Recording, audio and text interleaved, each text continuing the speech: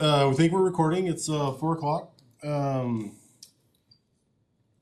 See, we're gonna call to order the City Council Business and Community Affairs Committee meeting of August 6th, 2026. It's 4 o'clock. We have a presentation from staff. The first one is going to be report on special events and visitors. So, Mr. Honorable Director Olson, please. Thank you, Councilmember Jason Olson, Director of Parks and Recreation, and my lovely friend over here, Dan Shim, with Visit Norman. We're going to talk to you what has happened over the last quarter or so here with visitation and special events here in the city of Norman.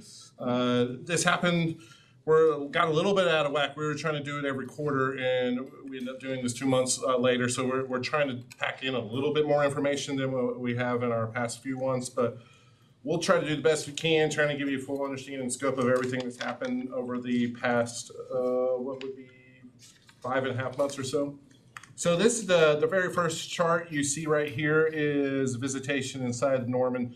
So your one constant that you have, if you look at that blue line right there in the middle, that is the line of residents that go all the way through there. And you can see it's pretty consistent since this is over the last few years. You can see you go all the way back to June of, which I can't see. I probably should have worn my glasses. 12 months. That's 12 months. Thank you, Dan. Yeah. Dan actually I'm has his closer. glasses on. Yeah. So that blue line right there is the resident line. That orange line you see hopping up and down, that is out-of-town visitors. So when you start talking about out-of-town visitors, these are people that actually spent some significant time inside the city. Like if you're on the interstate or you get caught they see you going through, getting caught at a red light or something like this, passing through to grab gas, they try not to pick you up on that line. But you'll see all these spikes that happen throughout the year, and I think this one's interesting. I was trying to think, why do we have a super low spike January 21st? I'm trying to remember, maybe that was our snowstorm that we had, so there wasn't a whole lot of people on the road at all. But it's you do get to see the interesting, I would expect these are the weekends that you start seeing festivals. So you need more of your bigger festivals happening in this area. These spikes over here, I would think would have more to do with the football games that we had in the last fall.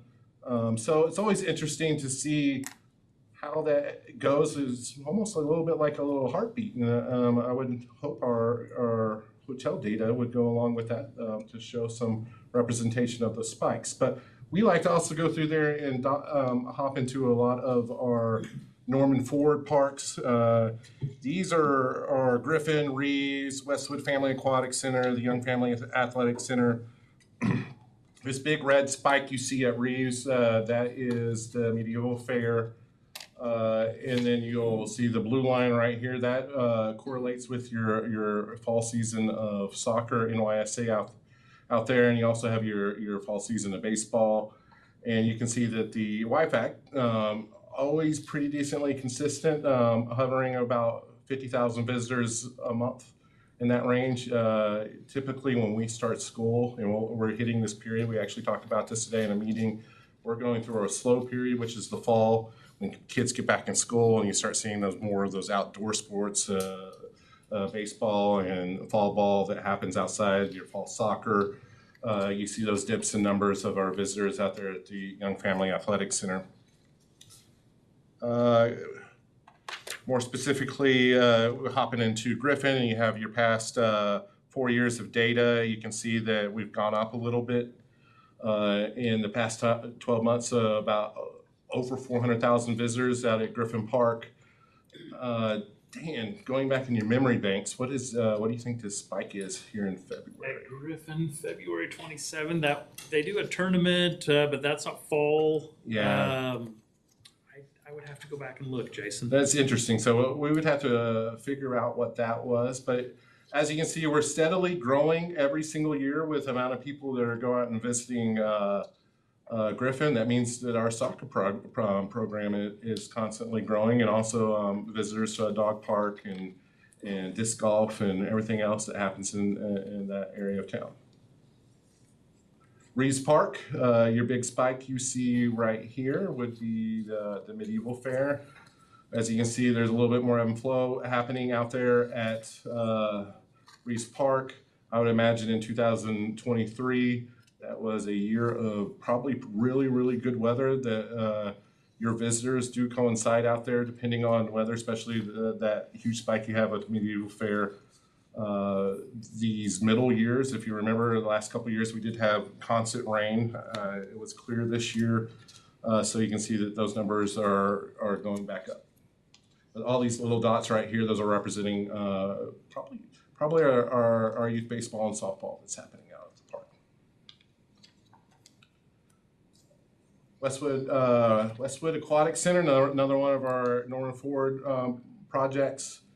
As you can see, once again, really, really consistent. Last year we had what I consider terrible starting off weather in June. It was constant rain. We had, a few years before that, we had around 7,000 pass holders out there. Last year, just because how cold it was, it wasn't really cold and rainy it was in June.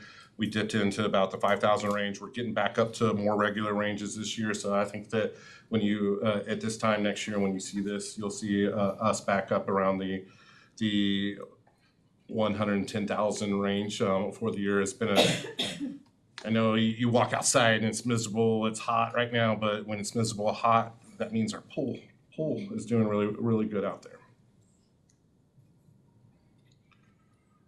Young Family Athletic Center, you'll see these spikes. These correlate with the weekend tournaments between November and beginning of August. We pretty much have tournaments booked every single year or every single weekend. Of course, we have tournaments booked every single year, but every single weekend we have that. Like I said earlier, we're heading into our slow time. And as you see that we're constantly getting more and more visitors out there every year. So this shows you that we're figuring out the market, we're figuring out how to do our business a little bit better. So more people coming through the doors. Throwing in all of our other parks, I was going back through here, you see this red line. So this May 11th, that had to do with the Norman Arts Festival that was out at Andrews Park. And then a few weeks later, we had Jazz in June. Ruby Grant, we don't have a whole lot of special events out there. So when you see a spike like that, it's probably, especially in the fall, it's probably had to do with really, really good weather. Great place to walk. And then you see your other lines and a little bit of spike there. Out at Legacy Park, we do have our Battle of the Bands, so that probably correlates in the fall when we had our Battle of the Bands event out there. Throw in numbers. Once again, this is from Placer, so all of our numbers that we have from all of our festivals over the past year. Medieval Fair, we had approximately 94,000 people that rolled through that. Music Festival, 62,000. Pride Festival at Andrews Park, 2,900. Arts Festival, one of those spikes I showed you a second ago. Maybe I had this reversed, but that says it had 6,500 people. Jazz in June, 6,800 people. And then most recently, Juneteenth out at Reese Park, we had 3,600 people. And here's our historical numbers. Sorry, I keep on moving that. Here's our historical numbers to go along with that. As you can see, the Medieval Fair had really nice weather this past year, so you're seeing the most attended in the past 5 years. It had really bad weather in 2025. Yeah. Same thing with this Norman Music Festival. The previous 2 years to that, I think we had Saturday canceled on both years, so you're seeing more people in attendance on that. It looks like the numbers with the Pride Festival are coming in about average. New festival with Andrews Park and the Norman Arts Festival. And then somewhat decent numbers with Jazz in June. We had really high numbers in 2025, a little bit lower this year than Juneteenth. We also had our 2025 year. That was right. I think that was Game 6 of Game 5 of the finals. We had a huge TV out there. I don't know if that attributed and correlated with that, but always really good numbers out there at Juneteenth.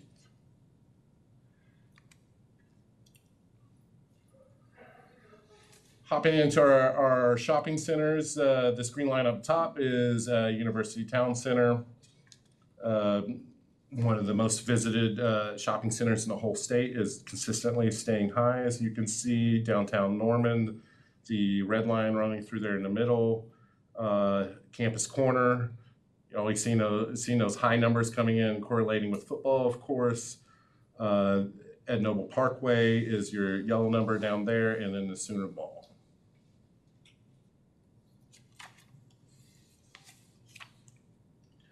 Sarah also threw in some daily visit info along with Sooner Mall up there, and you can see that she did highlight a few of these. Back to school season. We are, I didn't need to do that. About ready to head into that, but last year had approximately 13,000 people visiting that. Black Friday, approximately around 18,000 people went out to the mall then. Super Saturdays in December, which is the Saturday before Christmas, approximately 15,000, which I never knew was called Super Saturday. Then Valentine's Day, around 12,000 visitors out to the Sooner Mall. And I think that is the last one we had on there. And I had info from, before we hop into Dan, if I can figure out how to use this might be adventurous, sorry. This is the reason they don't let park directors on computers. I have data from Fourth Fest. There we go. It is a tab at the top for those at home that will ever want to use a computer. Get rid of these side boxes. So we started out at Reese Park for July 4th. She did pull this data. This is our most recent festival. We had info on there. On actual July 4th, we did have at the high point of it, we had about 13,000 people out at Reese Park. That number was still climbing, or would have got much larger, because when we canceled the event, it was about 8:30. And thank God we got everybody out there and home. That I do remember that the storm came in about 10:15. I remember going home and standing in my backyard after we canceled the event, doing my Lieutenant Dan moment, like, this is all you got? And then about 3 minutes later, all hell broke loose. Sorry everybody for that. But and then on our makeup day, which was the Saturday after July 4th, we had about 9.2 thousand people out there at the park. So pretty good attendance for a makeup day of a July 4th. And that is the data I have on my part of the presentation. Any questions along with that? Councilmember Steele. Yeah, so how does the city or place or whatever you're using know what a out of town visitor is? It knows because it knows where you plug your cell phone in at night to charge it. Oh, okay. So Well, it usually takes, I don't know with Placer, but anywhere from a week to 2 to 3 weeks till it learns where the phone Back on sleeps the at night. Gotcha. So students coming, it takes a couple weeks to normalize that their actual residence, but it tracks where that phone lives. Gotcha. All right, thank you. Councilmember Grant. 2 questions. With YFAC, we took over running the concessions, right? Mhm. And we've been doing that for about a year now. We took over at the end of last school year. So yeah, we're approaching a year. I'm just curious how that was going. I need to hop probably a little bit more closer into the numbers, but I think we're doing somewhere in the neighborhood of about $400,000 in revenue. I don't know where the profit breaks in. I haven't hopped super close into that, but usually if you use your comparable data to what we do at the grill, it's usually about 30% profit is what we make out there after paying for food and Is that on employees. par with our previous contractor? It's way more profitable with us running it. Oh, no, I meant like, is that Gross. 400,000 amount about on par with the previous contractor's sales? Yeah, somewhere. It's in the same neighborhood, yes. And then, if I have questions about specific events, could I just come by your office and Yeah. ask for you to do the Placer thing? Yeah, we can get Sarah, whatever you want. We can put in a request and I'll have Sarah pull the data and I can go over that with you, or Sarah can She can hop reach into that back data. like 3 or 4 years. Okay. If you know the date in the neighborhood, and she'll draw the circle and it'll pull the data. All right, sounds good. Thank you. Mayor Holman. Yeah, just on this chart, looking at, the growth over 3 years of the different districts. Downtown having over 400,000, or around 400,000 additional visitors compared to 4 years ago.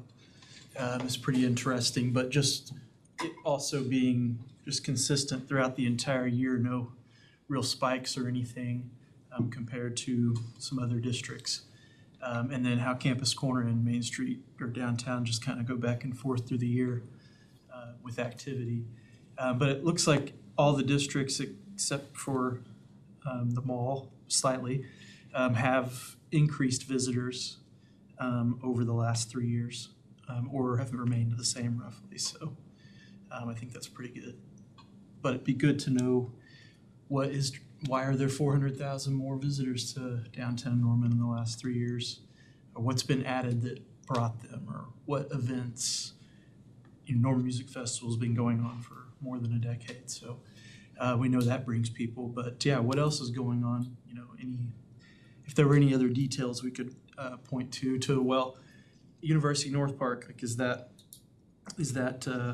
growth that it saw, is that due to main event opening or growth in the YFAC or whatever it may be over the last 12 months. But from 10.1 million visitors to 10.7, 600,000 new visitors in the last 12 months. Like what's, no new hotels have opened up there in the last 12 months, or maybe one has, but No, not yet. nothing real major. There's a couple on the books, but up there other than main event. I guess PF Chang's now is opened and Hobby Lobby moved up there, so maybe those are those factors. But it'd be if we're able to get any further information about what's driving, so we can maybe build upon that. I would say especially at UMP, the difference you see between 2023 and 2024 is probably the YFAC opening. I don't know what the expansion of 600,000 extra visitors in the past 12 months would be. And then when you start talking about downtown, mind you, even when you have a short-term event and that's down 50%, you're still only talking a difference of 3,000 or 4,000 people over maybe 10,000 people, and then you see a significant jump of 100,000 people. So there's something. It's not necessarily the events. It's changing those numbers. It's whatever's driving people to downtown businesses or things of that nature. I think it shows that people are coming here and they're spending time here and they're spending money here in various different places too. So I think that's overall good news. Councilmember Steele. Yeah, I guess, similar to the spending money here, is there something that kind of shows maybe an increase or decrease in dollars generated? Like I'd be curious if, excuse me, downtown saw a growth of about 15% the past couple of years, or did we also grow in sales tax by 15%, or was it more or less? So just to be able to see that data would be nice. And Placer doesn't pull that data. That'd be something we'd probably have Right, to so you might have to finance. combine. So we have some spending data Yeah, as well. he can get a little bit farther in depth, like visitor data and what's been generated by hotels. because as they know where your cell phone gets plugged in, they also know how much activity happened on your debit or credit card. So yeah, there's some analysis we'll jump on. Thank you. Councilmember Gray. I was gonna say, for downtown, I think it's a little bit of a flux. Yes, new businesses, but we have the Decemberfest, or what are we calling them again? Winterfest? Yes, Winterfest. But we are not keeping Fall Fest. Is that getting moved permanently to YFAC? No, I think that the plans, from what I heard, is staying somewhere downtown. Oh, okay. That was a weather concern, I think. That was a one-off unless they change it. And then I was They have not asked us to move it to YFAC. Was that a good weather location / experience? The feedback we got went really, really well inside the YFAC, but you just got to figure out, we are not the owners of that event. We assisted that 1 year, but just because it went from a group running it back to a different group. Now Loveworks is going to run it. It was the Downtowners before that. So Loveworks is going to run it, and I think it's their intention to keep it downtown. And then when the Downtowners kind of decided they weren't gonna do it a few weeks beforehand. The city did step in on a temporary basis to make sure it happened that one year, and it just happened to run into, we were lucky there was no event on the night of Fall Fest at YFAC. We was able to move that over pretty easily because there was rain that ran through that night. And then I was talking to city manager, I think Main Event opened up last year in the UNP, not sure what else. I mean, YFAC being open a few years ago probably bumped it up, but, yeah. Hobby Lobby's still fairly recent, so it wouldn't have much of an impact there yet. Y'all ready for Dan? Yeah. Cause Dan does it way better than I do anyway, so. Not true. Okay. Not true. Okay. Is this a touch screen or a mouse? You know, you think we have a touchscreen, that's funny. All right, let's enter. Skip intro. All right. So, will my arrows work here, Jason? No. There we go, 2 fingers. This is just a guest tax revenue collection chart that I think you all get anyway, but I like to throw it in. You can see there FY25 down there at June, that's the end of our fiscal year. So that was last fiscal year. It was the jump to the SEC. We saw an increase in guest tax collections of almost 15% for the year to date versus FY24. Going into FY26, I thought we'd see a small increase, but it was the second year in the SEC. There shouldn't be any big jumps there. Very pleasantly surprised to see at the end of the fiscal year, we were up another 12% on top of that. So after 2 years up almost 15%, then up 12%. So great news for our arts, for our parks, for marketing of the city, that those guest tax collections continue to climb. And as you all know, as of July 1 of this year, the citizens voted to increase the guest tax to 10%. And so there'll be an increase in those funds as well. It also reallocated the collections to the historical distribution of 50, 25, 25. So parks should be back to the historical level and should be good for all of us. So far, we have not seen any or heard any, although it's very new, complaints of 10%. Usually the hotels will call me up if we hear those things. And so I don't anticipate that. People generally don't look at that unless you're a tourism nerd like I am, where I go and analyze everything they're charging me just to see. But so far, so good on that. So note here, we are now using a new software or data provider called Datafy instead of who we were previously using, which was Zartico. So these charts look a little different than what you have been used to seeing in the past from us. And my training on this, the dig-in call is next Monday. So we played with it. I will answer all the questions I have, but I'll get more familiar with it after that call and as we present to you. So if there's a question you have that I can't answer, we will get the answers to you here. But this is a new chart that Zartico did not have, but you see the blue lines here are the number of trips, and the yellow line is the average spend per trip. So we're seeing kind of the more trips we have in July, people are spending less. As they get into May and June, they're spending a bit more. That's graduation and some move outs and other things. So visitors in April, of course, that's our festival season. Those Medieval Fair and Norman Music Fest participants spend a little less money, I think, than the parents coming for a graduation or other things. And so that's kind of what I equate that to. Let's see, can I get that? Here we go. So our top visitation, this is interesting. Usually Dallas is up there, but it was surpassed by Austin this year.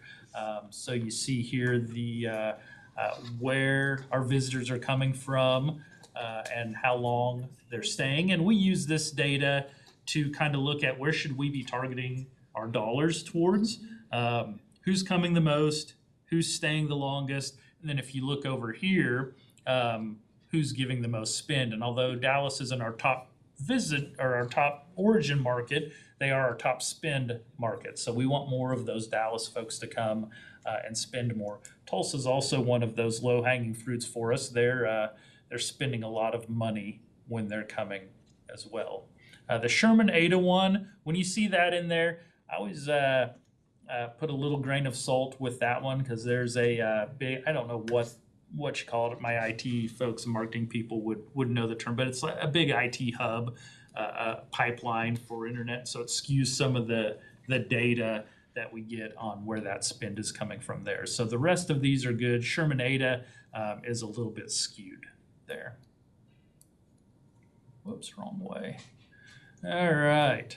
So share of visitor days by state. We know this. We are a regional hub. A lot of our conferences, conventions are state associations. We get a ton of travel from Texas and others, and we're able to use this data to really hone in on what we're doing. And so when the visitor tax was increased several years ago, we were able to enhance where we were distributing our visitor guides. So if you stop at travel stops along I-35 and our surrounding states, you'll now see our visitor guides there. And we use these kind of heat maps or the share of visitor days to determine where should we spend our dollars and put our visitor guides. Another interesting one is over here, this in-state, out-of-state visitation. So it's about 50-50. So 50% of our visitors are Oklahomans, which is great. We want those people exploring the state coming to Norman as one of their top spots. And then 50% are from out of state. So good mix there. We know, though, the out-of-staters usually spend a little bit more money. Another interesting one, stat here, our overnight visitation share, 26.5% of our visitors spend 2 nights, or 2 days here. But what's really interesting, 29% spend 6+ days.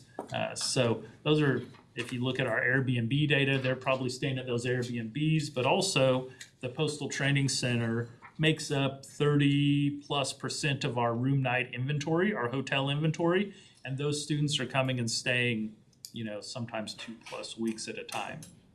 And although they don't pay a room rate, they stay for free at NCD, so there's no guest tax collected on that, but they do spend 2 weeks here and they're going out. There's scooters and bikes to rent there, and they come and explore Norman and spend their dollars. So retail sales tax is impacted. So just some others, and I'll make sure, Scott, and send this link to all of you so you can dig into this. Apologize for not getting it to you ahead of time, but we'll make sure you guys all have that, and it will. You can click on all of these links and things like that. So demographics here, so we can tap into what age people are, income levels that they have, how many people are in the household, what education level and ethnicity. So just stuff that we use as we're looking at creating our marketing pieces, where we're marketing, what we're doing with those. And Kyle, on this, we didn't dig into the charts here on this one, but there's a spend component to this.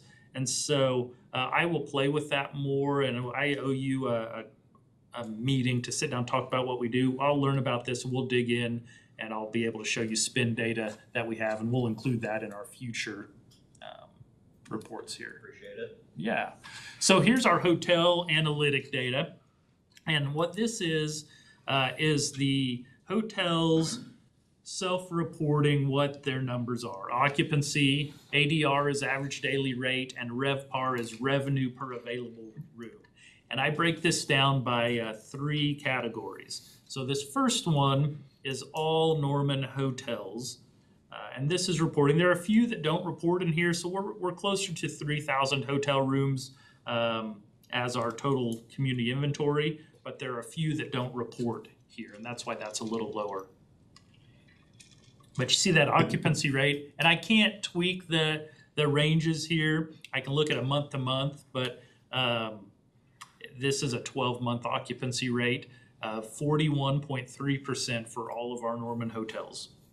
And when I look at that, I think, man, that's really low. But the reason that is once again, the Postal Training Center, NCD, they make up 33% of our inventory, and there's not a reason why a community our size should have a 940 something room hotel property, except that it's owned by the Postal Service and is used by their students. So their occupancy really tanks our overall numbers. So when a hotel developer, somebody calls me thinking about putting a property here, if they just looked at that, we don't look very appealing.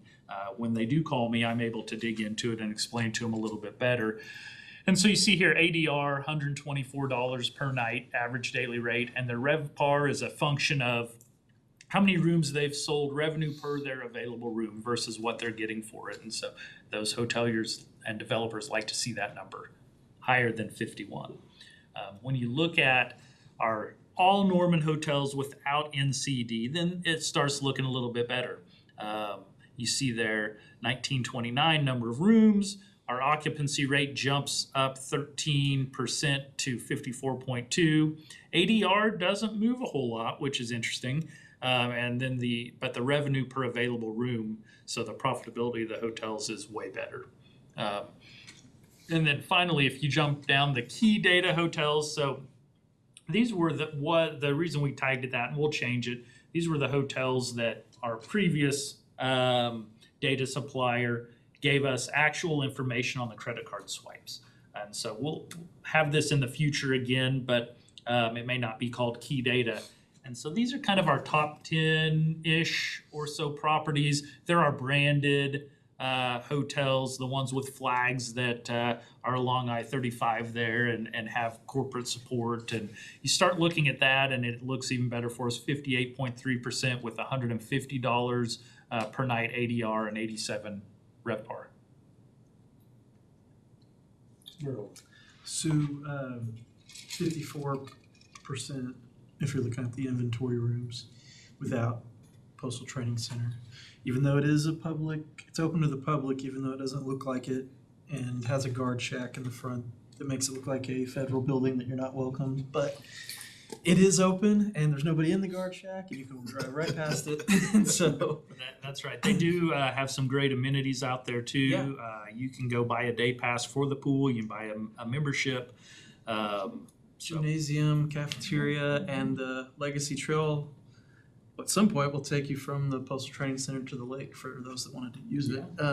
But that outside of that, the 54%, what is like Oklahoma City's or what is Las Vegas, or what is considered to be like a great one? I don't know Las Vegas. That one's just a whole other tier. Oklahoma City is running higher than us. I can pull that data for you, Mayor, but they've been running several percentage points higher. I'd guess they are closer to the 60% occupancy right now, but I'll confirm that. It's been a little while since I looked at theirs, but I look at more Oklahoma City, others. If you're looking at what's an occupancy rate that really starts driving interest from other developers and hoteliers, when you start seeing 65+% occupancy, then you have people knocking down your doors to really look at that. Now we have some peak seasons when the students are gone, summertime, others. This is a 12-month average.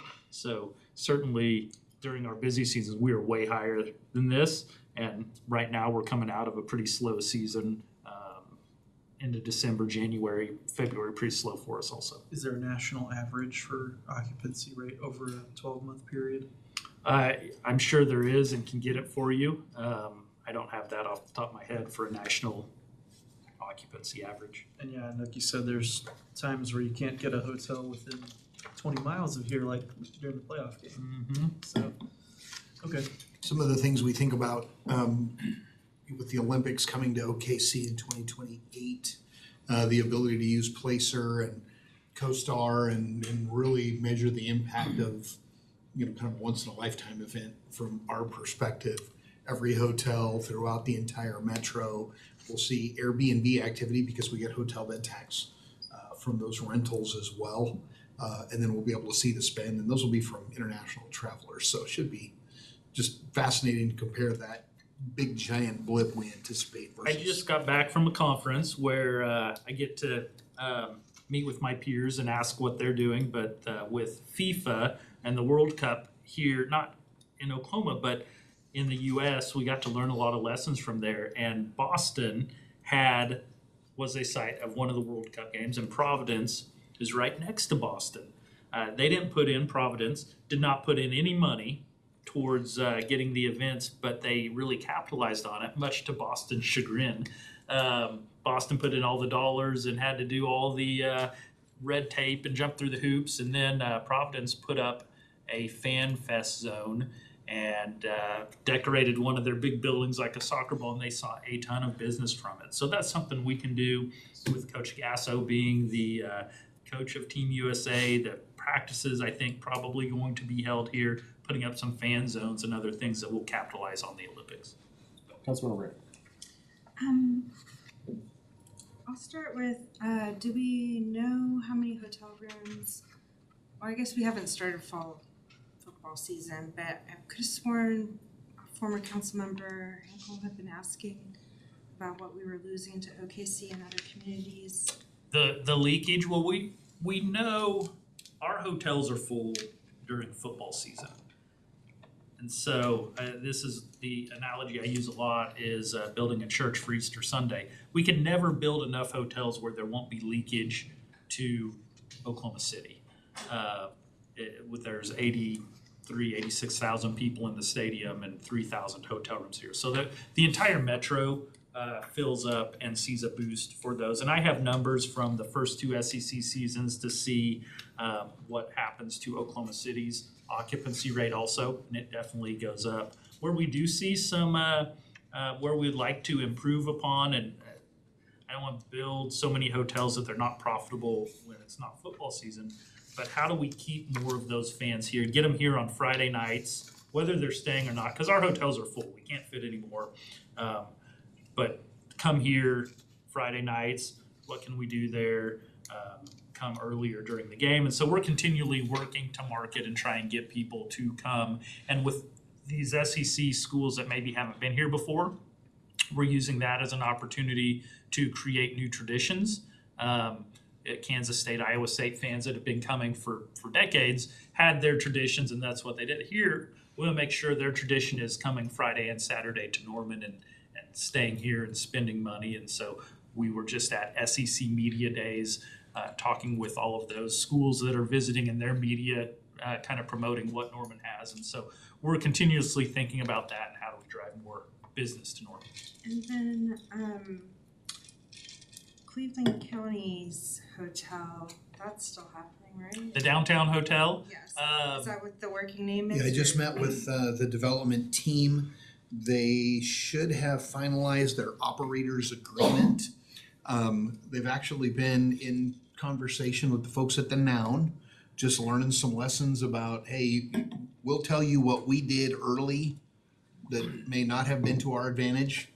And one of those things was you want an operator's agreement with a professional hotel management group, which should have been executed, we think, this week. And they've got a flag with the Hilton Group for a hotel chain known as the Graduate, which only appears in college towns. So we think super fitting, and we anticipate that project moving full speed ahead. So would be in the Key Data hotels level. I think they would be one that reports to Key Data. So Key Data is they work with a certain group of hotels that track the swipes. And so I would imagine the Graduate as a Hilton property would be included in that, yes. And then how many rooms are anticipated? 120. And actually, the development group, they were anticipating 95-ish.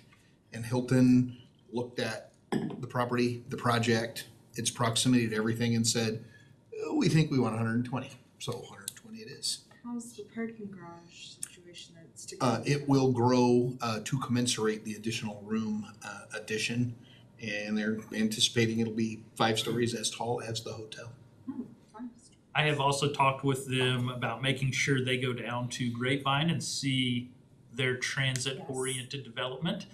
So after a trip we made, chatted with them about that, and so they were going down to check out what was happening there. That's good, all the synergy we can get. And, I mean, so 5 stories, are they doing a pool with it, or did that get cut out? Last I heard, the plan was to do a pool still, second story pool, should be really cool, but until that happens, Yeah, we haven't seen construction drawings submitted yet, so I think they'll, once that management agreement is in, the management company will participate in the final construction drawings. They'll have input on things that work well and things that don't really provide that return. And it's a group that operates Hilton properties, so they're really locked in appropriately. So it'll flex a little bit between now and the day they submit construction drawings. It sounds like it's shaping up to be a good addition downtown. We are optimistic. All right, well, thanks for that. Yeah. Mayor Holman. You have the number of how many hotel rooms are in the metro area, in OKC, in Moore, et cetera? OKC has, I would need to confirm this, between 16,000, 17,000 hotel rooms. The entire metro, I would have to pull that up for you. I don't know off the top of my Moore head. didn't have near as many as, Just a couple hundred. Moore has 400 Yeah. or so. They've added a few, but Moore doesn't have very many. But they're at, the metro is adding properties all the time, limited service along the interstates, and Edmond and others are adding. So I don't have that number off the top of my head, but I can get it for you. And then the Noun expansion that we approved, 52 rooms. 54. 54 rooms, Yep. so, yeah, okay. That will be really needed. I think that I know that it is very tough to get a room at the Noun. So it's probably easier to get one at the First National in Oklahoma City than it is to get one at the Noun. They're doing great. All right. Ready? I'll keep going. Okay, so hopefully all of you follow us on social media. If you don't, shame on you and start now. Do I have sound here, Jason? Do we know? Good question. Let's try. that's fine. The 2 IT groups. Hey.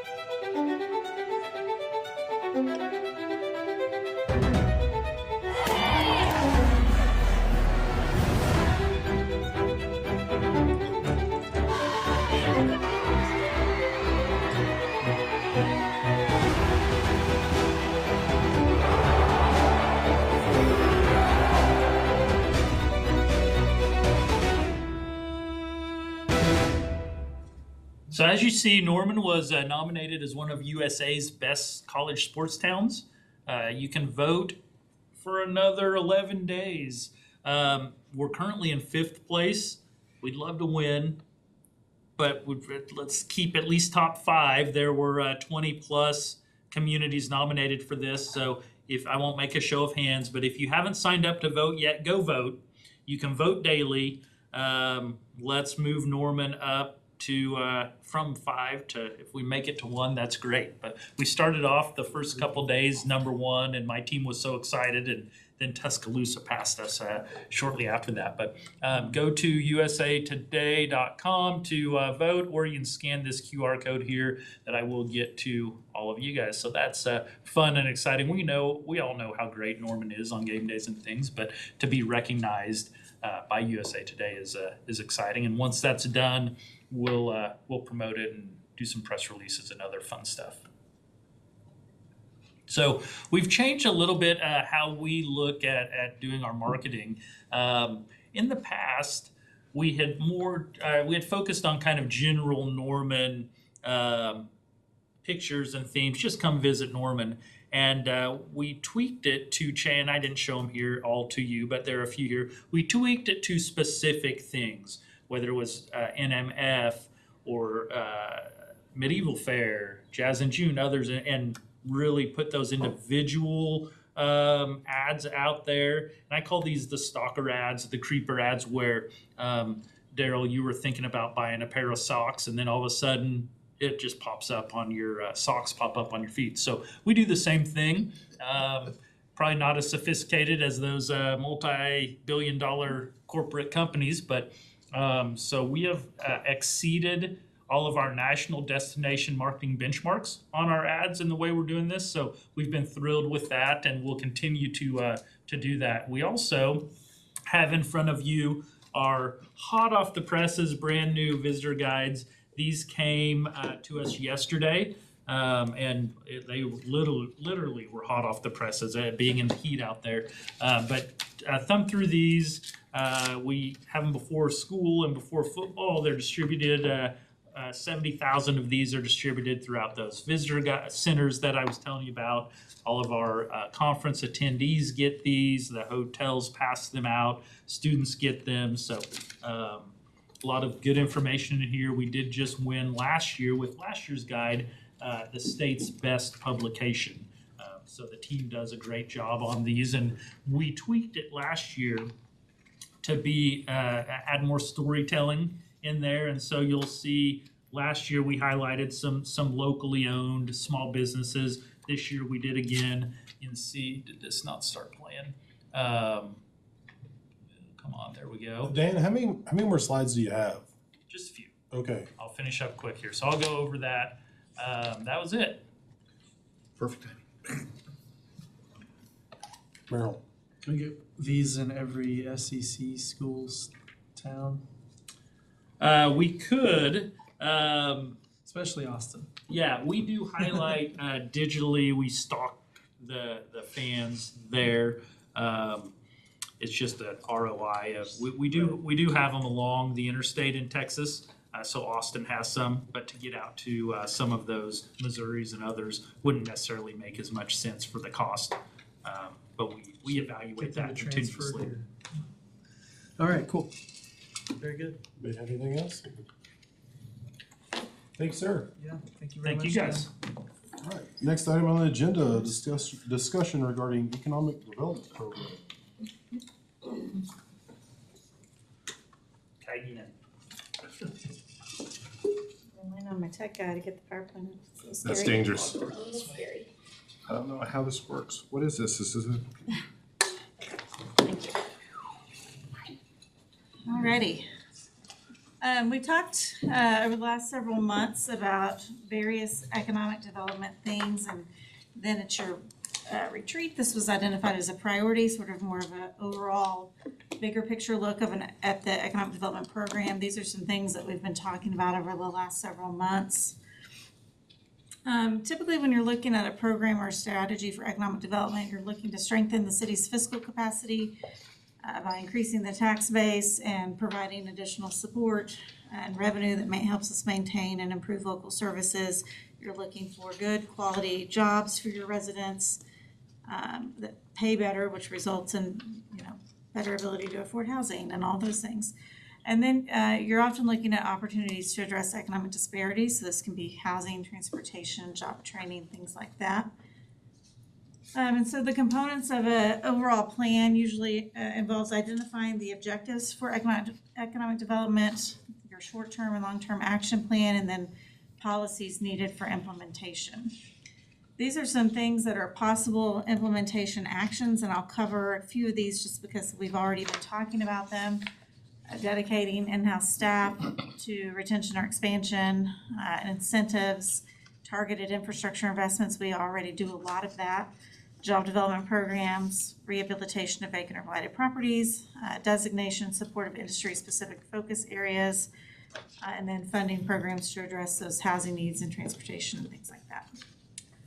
So these are sort of the things we've already identified or are already doing for our targeted infrastructure investments. Of course, we have this intercity TIF. We wanted that area to develop. Council identified that, adopted the Center City Form-Based Code, and the TIF is there to support additional infrastructure that will support that investment. Parking garage initiatives, we talked about that a minute ago, but there are some ideas about doing a parking garage for Norman, owned by Norman or constructed by Norman in downtown and Campus Corner. Those are still in the early stages, but last year council did adopt the trust indenture and create the Norman Parking and Transit Authority.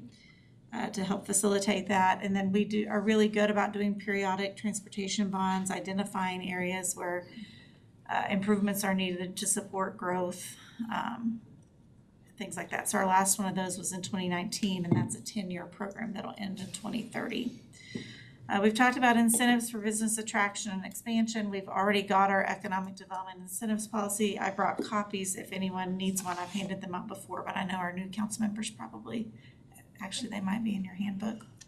But in case they aren't, I'm gonna make a note to add it for next year. But I will hand these out to you as well. Actually, if we just wanna go ahead and take one and pass it around. Some of you probably already have it, so feel free, if you don't want to add to your paper collection from city business, send it back around. You know, for programs that address housing needs and transportation, we already have the transit sales tax and a free bus system. So that's a great way to support the transportation. We're using funds from the federal government for affordable housing initiatives. So we're doing some things in that area. And then these last two things are things that have come up more recently, talking about whether we dedicate some in-house staff to focus on economic development. We already have the Community and Business Relations Division, which involves one position who focuses more on retail recruitment and expansion. And then strengthening the Economic Development Advisory Board. So the staffing investment I wanted to talk about, I just thought we could talk about these sort of at a high level, and then you guys tell me how you want to move forward. I'm assuming this is going to probably be a several meeting effort. The current investment that we make now is with our Community and Business Relations Division. That division oversees policy and programs to advance local economic development. As I said, specifically related to the recruitment and retention of retail or other sales tax producing businesses, and managing special event applications. That's got one employee and a budget of $208,000. That includes the Placer software and the CoStar software, which is pretty sizable cost, salary, benefits, office supplies, and all of those things. So that's an all-in budget. If we wanted to look at dedicating an additional person for employer recruitment, expansion, and retention, not necessarily about sales tax, but about quality jobs. We looked at, I had to go back and look, it seems so much more recent, but I think it was last December. We talked about what other cities are doing to contribute to economic development, and they are competing at a level that we do not have funding for. To put it frankly, some of them are using a portion of their franchise tax to fund some of that. Others are making sizable general fund contributions. We had talked about using that NEDC money from when we were a member of NEDC of about $125,000 a year to go towards this effort. You know, if we wanted to go that direction, that person could be a key contributor to some of these other issues and policies that we want to develop, but wanted to just throw that out there for discussion. Councilmember Grant. When we're talking about what other cities spend to do their in-house economic development, can we kind of gauge what they're spending versus what's coming in? In terms of, for every dollar they spent, you know how we do with the arts, for every dollar the arts spend, they generate like $3 to $4 or whatever. yeah, if they track that kind of thing, I can certainly ask. I looked at Oklahoma City, Broken Arrow, Lawton, Fort Sill area, and Edmond. But I can certainly reach out to those folks and ask how they track that success. We can also take a peek at the State Department of Commerce and see if they have like a running jobs count where they would say this community grew by X number of jobs. And if they do track that, there may be some correlation, maybe not necessarily Sales cause and tax. effect, but Yeah. we'll see if such data exists at the state level. Yeah, that would be good, because my other question, I know there was a broad definition of quality jobs, but what does that mean in Oklahoma? Is that a $20 an hour minimum so you can afford housing throughout the state? It was or- $17.50 an hour plus benefits. Yeah. was That's a the, quality job that was the last definition. quality jobs number, I heard from the State Department of Commerce. When we say benefits, we're talking Health retirement. insurance and, yeah, some maybe pension 401k. availability.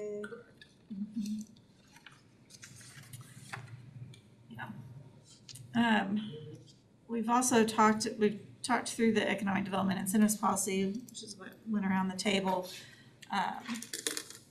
That was adopted back in 2013, focused on certain targeted industries that have been identified regionally by ACOG for their economic development study that they have to do to enable all of us to be able to get some federal funding. And so they targeted certain industries, and you see those traced or pulled into our policy as well. Obvious weather, aviation, healthcare, things like that. There's not been a dedicated funding source for that kind of effort, so we really haven't done much other than incentivize immunomycologics, IMI, which was done with TIF funding in University of North Park. So we had a different funding source for that. And I will say, when you look at some of what these other cities do, I had to kind of go through and pull out some of the numbers because some of their TIF funds are going back into their economic development funds. And so when you see this big dollar amount, it's not necessarily we're just using our general fund to support economic development. It's dedicated funding sources for economic development from other means. Councilmember. So when you say a TIF fund could be used to go back into economic development, let's imagine the Griffin Master Plan, and let's say there's that studio that was envisioned. Like, how would that work with trying to incentivize a specific development to come with your TIF funds? If you have in mind something really specific, you can write it that way in the project plan. So in UNP, it was written as economic development specifically for jobs that met this quality jobs threshold. And so that was the deal that ended up being made, is you create this many jobs at this level of salary and you're eligible for this amount of incentive over 10 years. And so we could write things like that in the project plan. It's categorized as assistance in development financing. Same said for like the mixed use. And you could be more general about it, so you have a little bit of flexibility, but certainly something to consider, I think, when we start drafting project plans for Griffin, because the possibilities are endless. We probably want to leave some flexibility within the categories of expenditures to allow for some of that and be prepared for it. Okay, thank you. So the Emmy deal, that was done under this agreement, but using TIF funds? It used TIF funds. I'm trying to remember. It was probably right around the same time this agreement or this policy was drafted. 2015, I voted for it. Yeah, so it was not too long after this. We did take it through the Economic Development Advisory Board, which was part of their role, in addition to the TIF Oversight Committee, because that was a requirement of the project plan. But yeah, we were looking at the same things this policy looks at. And so with Emmy, we were trying to retain an existing business that was founded in Norman that had outgrown its current space in Saxon Business Park.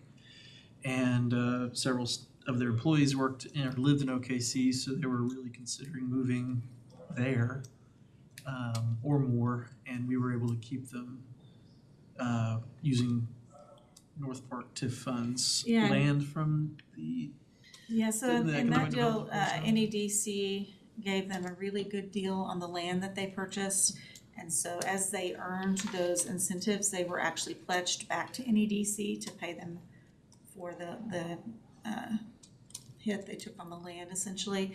We did not incentivize the retention of any employees. We only incentivized new employees. So the growth is what the incentive was based on. adding new people, and they met all the incentive requirements within a Yes. pretty quick time. They didn't get up to the max, but they exceeded their projections. The max was higher in case things really got going. I think it was maxed out at $770,000, and they got somewhere around $500,000. And so this wasn't the policy that, what did they use, or? like the mall, the mall manager was trying to clarify to a lot of folks that he wasn't trying to use this policy, because a lot of folks were getting hung up on, well, it's not for or it's not for that, and he was trying to say, I know, I'm not asking for that. Right, and it really wasn't designed for retail. It met all of the qualifications in here, but because it was an incentive granted by the TIF authority and not the Economic Development Authority, it was actually approved by the TIF authority, because that's where the funding was coming from. Okay. Okay, I think, come back later. On the retail incentives policy, we had the recent request by Sooner Mall, and so council's talked about wanting to move forward with some policy structure that would help us analyze those future requests. We had gone through an exercise, I think in 2019, right, Daryl, right before COVID, where we heard Costco was looking in the area. They did not come to us and ask for anything, but we did go through that process with EDAB to try and identify what we would be prepared to recommend. And so we've gone through that without the benefit of a policy, but it was a pretty basic, you invest this and you can earn some portion of this rebate back. So we need policy guidance there if we're going to continue to get those requests. I mentioned at retreat that I had another inquiry from another business in town, and it's not a sales tax rebate. It could be a rebate of sales tax, probably not going to be enough, but it's not necessarily a retail business, but it's to help close a construction gap on something that council has approved and would be certainly bring visitors into Norman. So do we need a policy that might encompass that kind of investment? Those are things to think about. And then finally, the last thing that has been talked about is updating our Economic Development Advisory Board by ordinance. It currently has 7 members. At least 4 have to have suitable and appropriate knowledge and or experience in economics, business law, finance, policy analysis, and community development. The NEDC Executive Director or his designee serves in a non-voting ex officio capacity. They've got a broad statement of duties, which you see here on the screen, and then some specific things that really relate to that. And some of the things we've talked about are increasing that number to 9 instead of 7 and making it board specific, but keeping those expertise requirements. So if that's something that you all want to move forward with, that one can be done really quickly and easily. I can bring that back if there's support for that. Councilmember Grant. Well, obviously I support it. What does that look, because I would say we have like business in all the wards. There's no ward that does not have some type of commercial activity. Correct. Okay. And I mean, I think maybe because right now it's 4 of the 7, maybe we change it to 5 of the 9 have to have that specialized expertise. Because while you all have businesses in your wards, you still have to find someone who's willing to give up the time to serve and interested in doing that. And so you probably do want some flexibility there, but if at least 5 have that specialized knowledge, the committee's discussions are being informed by that expertise. I like that with the flexibility, because it's not easy finding people to just jump up and like, yeah, I'll go spend one night a month at doing whatever. And right now, they only meet as needed because there's just not a lot going on. But if we start working on these policies with them, they'll be meeting more regularly. And so I know there are some in the committee who would greatly welcome that. Councilmember Bruce. So what's the threshold now for being on that media? What's the threshold now? You have to have at least 4 that have this particular knowledge. The other Now. There's 4 required to have particular Yes. knowledge in that, and it's identified as like some type of certification or Business background, banking Yeah, background, so finance we have a background. list of members. We have a couple of bankers, a developer who's also an attorney, another attorney, and then a retail store owner, and then another one who's an employee at OU.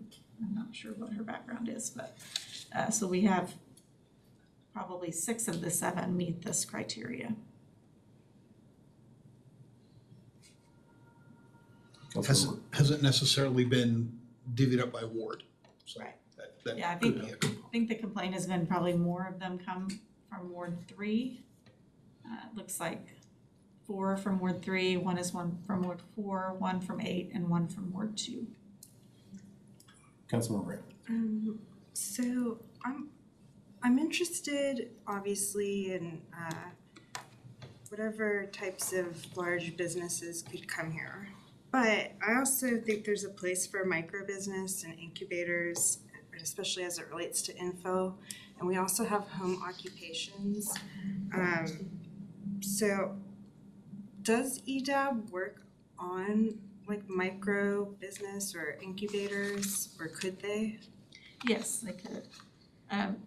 As you see on their duties here, it's pretty broad. Economic development policies, opportunities and requests for city-funded incentives of private business, and any other economic development related item you guys request them to look at. So potential new candidates could have a background like in infill development or home occupations and how those are run. And I don't know how we would help that particular level of business, but to take somebody's concept out of a small space into a bigger one and they're hiring folks, it's kind of the direction we want to go, right? So, but yeah, I just wanted to throw that out there because I think a lot of the time we have in our head it's going to be like an Emmy or a Hitachi Vantara. It is Hitachi Vantara, right? Ibarra. Avara. Hitachi Ventar is a thing. Different thing. You're right. So yeah, just thinking about what we might have for those smaller business opportunities. And back on a previous slide about policy guidance, when it comes to the retail development incentives, I'm for a spectrum of them. I think EDAB could work on individual ones and we shouldn't try and like blanket it with one specific policy. So from micro business to bigger business. And then because downtown business owners were interested in what the mall was doing, but I think they're not the same size as individual businesses. I think for a policy for a group of businesses that could work together, maybe it should include that they have to have a bid to even apply. You could use, that would be an incentive on its own, just to say you're eligible for these programs if you guys establish this body. And then those incentives could be directed back to the business improvement district where those funds are self-directed by all the members. So if council sees value in the establishment of business improvement district, campus corner, downtown, they all make sense, and you could have an east downtown and a west downtown if you so choose. And then why should we do that? If you do that, you're eligible for this next level of incentive. Yeah, so those were just my brief thoughts. I'm sure we'll get down into the weeds on specific points as we move through the year. Mayor Holman, did you have? Oh, I think I'll come back. Sorry. Good, so, I guess just to shotgun everything based off the slide, so when it comes to EDAB, I'm for going up to 9 members. Obviously, it is weighted towards Ward 3 currently, I'm not wanting to like kick people off, so like long-term 9 members, but I'm fine if in like the short term it goes above it, so people can like serve out their terms essentially. But yeah, just 1 member from each ward and, some number qualified and what those qualifications are can be discussed, but I'm all for that. And then as far as the policies for either retail or sales tax or anything, I'm not so much hung up on the industry that we want to target, but I do think it needs to meet that quality job definition that we said. So whether it's blue collar, white collar, entry level, like the type of job doesn't really matter. At the end of the day, it's different skills, it's different things. We could bring in Norman as long as it's meeting that standard. And whether that's one blanket policy or specific to the industry, that I'm flexible on or don't care as much. It's just, is it targeting those higher paying jobs? That's it for now. Thank you. Councilmember Bruce. A couple things. I think quality jobs is greater than the average. Whatever the average is, it should be greater than the average. And you mentioned earlier in your slides about vacant buildings, vacant real estate. I think there's certain, I would think of that, for me personally, an older establishment that's been sitting vacant for quite a while, it's like, we gotta do something there, we gotta incentivize that somehow. To me, that's more weighted than a building that's been around for a year that's vacant. I got one that's 15 years old, that's been around for 4 years vacant. No, we gotta do something with that. And so some thought process of trying to incentivize that environment, I think might be good. To Councilmember Bruce's point, the concept of what do you have at your disposal? Well, sales tax is kind of the only tool in this particular toolbox. On the building side, the giant tool is ad valorem, a conversation with the commissioners to say, where's the biggest opportunity on infill to increase assessed value, which you get all the benefit from. If you've got an old building, it's been vacant for 10 years, and the assessed value, you can go argue it's based on the income approach to value, it's worth nickels. But with an incentive, here's what needs to happen in order to get that building reoccupied. It needs a fire suppression system, or it needs an elevator to the second floor, or it needs seismic retrofit, or something along those lines, that the ability to engage the county to say, if you would provide a similar rebate scenario, as soon as that building gets its certificate of occupancy from that guy back there, the assessed value's going way up. You guys make money right out of the gate. If you guys would put up, it's a little tiny mini TIF, address by address, assessor's parcel number by assessor's parcel number. It is achievable to help fill those old buildings. How do you incentivize the property owner to do something? That would be worth the conversation.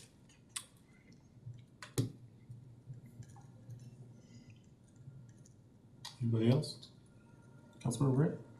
I just have a couple questions around maybe some things that got passed at the state level. What was the thing we were talking about the other week? The Build Act. Yes. Could that be used for info? It could, but it's limited to public improvements. But in an infill situation, there may be, because you're talking about property that was maybe platted years ago under older standards. Maybe it needs some upgrades to service a new use. There could be some opportunities for that. And then I remember Mayor Wagner was going up to the Capitol this last session about vacant buildings. And in smaller cities and towns, you could see where more gaps in their downtown smile would be not helpful to their sales tax base. But they're also frustrated with vacancies. And I happen to know of one in my ward that I'm seeing the availability of the other properties next to it. They're actually occupied, people are putting improvements in them, and the person next to them is just sitting on that for the potential store or whatever that their kid wants to do, but their kid is not interested. And this isn't the first example. There's another one close to the transit center. Same story. Has anything gotten passed that might help us spur those owners to do something? Not Why to they my wait on their knowledge. kids? Not to my knowledge. Historically, the legislature has been hesitant to empower cities to do a lot of things with vacant properties. Years ago, we wanted to do even just a landlord list. So we'd have a list of who all these landlords are and require them to register and make it easier for code complaints and things like that. And we were preempted before we even had 2 meetings about it, I think. So they've been pretty hesitant, but it may be that these smaller towns can help push that effort to try and get some legislation adopted. Catherine, I remember, I'm thinking about a neighborhood near like OU Medical in OKC. And Mr. Francisco grew up in that neighborhood, and they didn't call it a redevelopment agency, they It's the Urban Renewal Authority. urban, thank you. It was a pretty big swath of some really rough property that is now, it's the high rent district now. It got a makeover through that vehicle and really became some amazing properties. And I don't know if we've explored that. I remember having a conversation with some planning department staff about it. We might not wanna call it urban renewal, but. It has some rough history from the 60s, 50s, 60s, that time frame. It's a tool that, if in the wrong hands, could be wielded and Yes. cause great damage. Yeah. But But it would be worth exploring again, because really what we're talking about doing and not spreading out and redeveloping our existing footprint is pretty much that. But how we do that in a fair and balanced way matters. Yeah, so the Urban Renewal Authority in Oklahoma City in that neighborhood buys up lots as they become vacated, and they've adopted some standards for a rebuild, and then they will sell those to builders, and they can who just build lot by lot Could that be like according to these new standards. a community land trust situation? It could be, yeah. because it sounds like a vehicle to grab some of those infill, old, vacant, dilapidated buildings when they become available, or here's an incentive, and if you've got outstanding tax liability or things like that, how do we help you out and help the And was program it up? all R1 or was it mixed use development? There was a school property in there, there was a bunch of different zones. Yeah. It's not just residential, they've done it for commercial property and yeah, we went to a performance at a school that had been revamped into a That's amazing. performance center. Can that be a part of our economic development program then, is exploring that? Yeah, definitely. Councilmember Kirby. I want to second what Mr. Steele had said on pretty much everything. And then, is there a way to put like a cap where we don't give away more than 70% on On a the ad rebate, valorem or on the tax incentives to where the city always stays yeah, a little more cushioned? yes, absolutely. In even to Councilmember Kirby's point, in big retail, and Costco's an excellent example. When you get a chance to have Costco knock on your door, typically those deal points, Bass Pro, any of those big giant guys, they'll say, here is the need. They're not that particular about how you get to it. You just bring us back a solution to solve for X, and that's how those deals happen. And sales tax rebate's a great way to get there, whatever the formula is. If you can get here in, X number of years or X number of dollars, whichever comes first. So if we want to work under an umbrella of, 70% out the door, 30% in the door, so there's immediate up on the city side, then yeah, I think it's absolutely achievable without jeopardizing one of those giant retailers that. It might help stop the pushback from the public if they didn't see like 100% of the taxes getting to give it away. They'd probably be more likely to lean into a project. But even on like the mall deal with the 100% non-dedicated, it's really like a 53% is non-dedicated, and then the 47%, and I might have my numbers a little wrong, are dedicated to transit, Norman Forward, PSST. So I don't disagree with you at all. But To clarify, just- yeah, just- we could have done a much better job in actually demonstrating that in the plan document. I understand on the mall deal too, if y'all would've went like a 15-year deal, it probably would've came out to 5 million versus 3 million or something. I mean, it was the years versus the payout also varied, so just more options to look at and show the public would probably, Yep. so they don't feel like they didn't have a voice. Councilmember Bruce. Or just, I like the ad valorem aspect. I like to see a partnership with county commissioners on helping us working together on filling vacant Older buildings. They do some tax abatement, but I don't know a lot about their program, so I will reach out and find out what I can. Mayor Hall. Yeah, the public improvements part, that's what the Center City TIF is based off of is, we talked about it many times before, but it's not an incentive for any specific business to locate in the Center City area, and it's not for any specific development to be built there. It's just for infrastructure improvements to fix the alleyways, the sidewalks, the curb and gutter, landscaping, any of that stuff to make the area able to support bigger apartment buildings and things like that. And I think that's what we've really leaned into a lot in Norman is improving general public infrastructure, and that being the selling point, the incentive to say, hey, we're putting in public infrastructure to make this more suitable, Shovel ready. and that you won't have to put in, and that's why you should build your thing in Norman. I think that's part of what we've talked about with the Griffin, or East Downtown Griffin ideas around a TIF, like with the Griffin property having a lot of unknown issues with it. Underground tunnels, utilities, abatement of buildings potentially that could be very expensive, lead paint, asbestos, black mold, all sorts of stuff. And so a TIF being able to come in and remedy some of that stuff and put in streets, put in street parking, put in a city park, and then that be the thing to developers to say, the streets are in, the street parking is in, the lots are there. All you have to do now is come in and build whatever building you're gonna build. That's kind of what we've typically seemed to lean more into.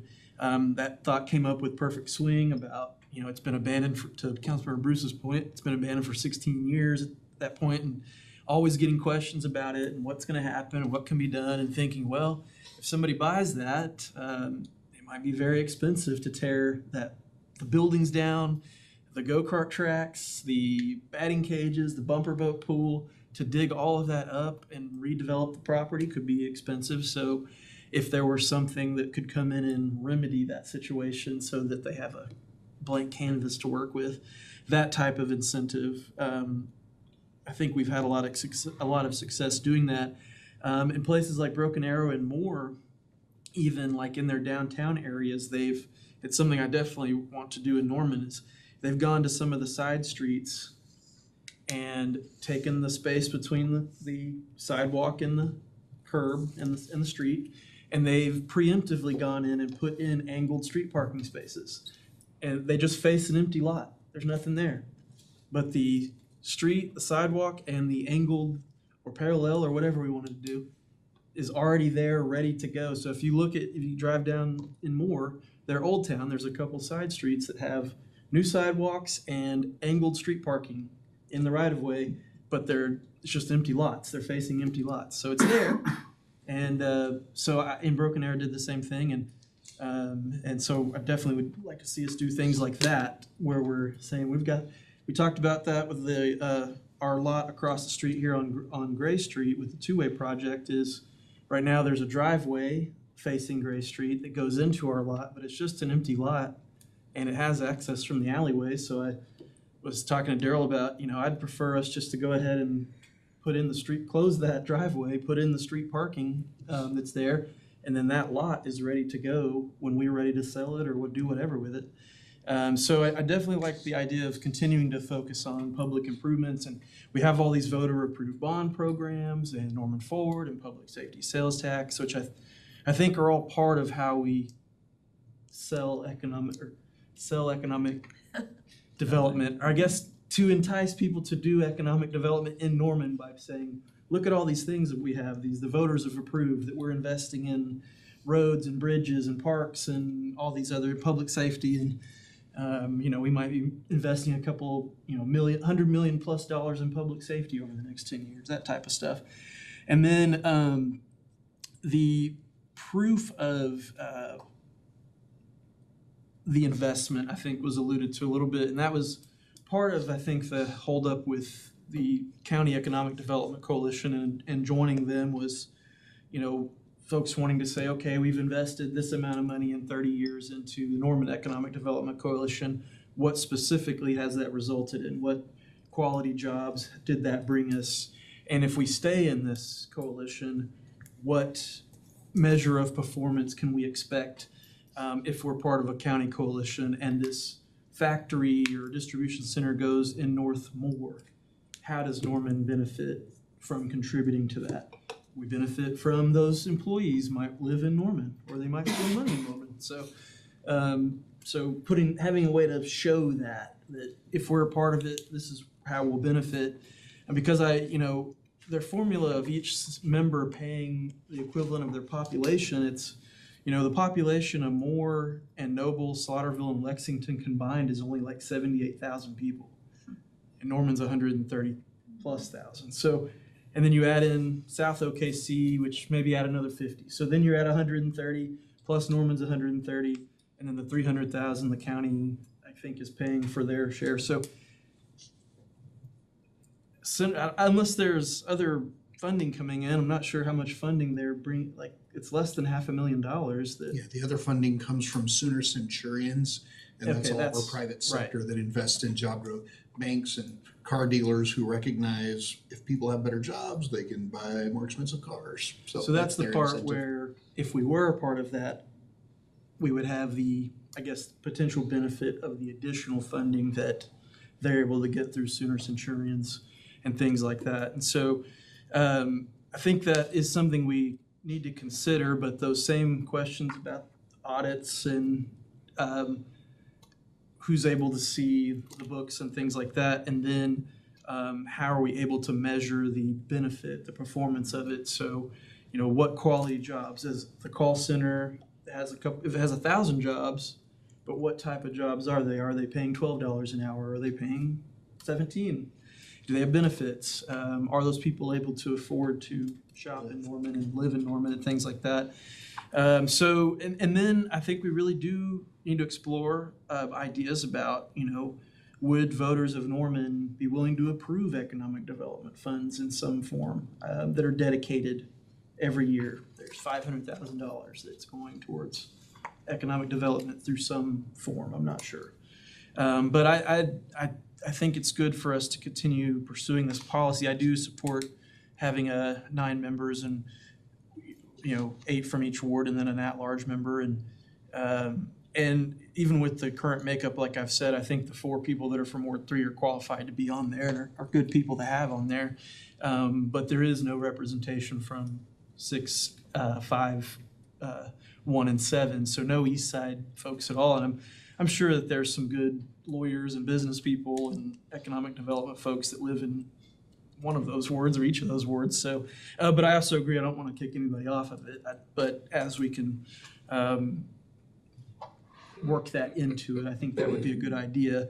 And my preference as mayor would, again, be to get nominations from each council member about who you would want to serve in that role representing your ward. So, and then doing more to get them involved, having that economic development authority, having an advisory board, there should be a way to get that together and get it working on things of some kind. I don't know. So, Explore that OKC program that we think might help us out on the. and infill I side. would expect that they would be potentially looking at, if we're working on a policy, I'd maybe want to send it to them and have them look at it too, and then come back to us. And That's something they talked about at their last meeting, is they would love to work on a policy to bring to council.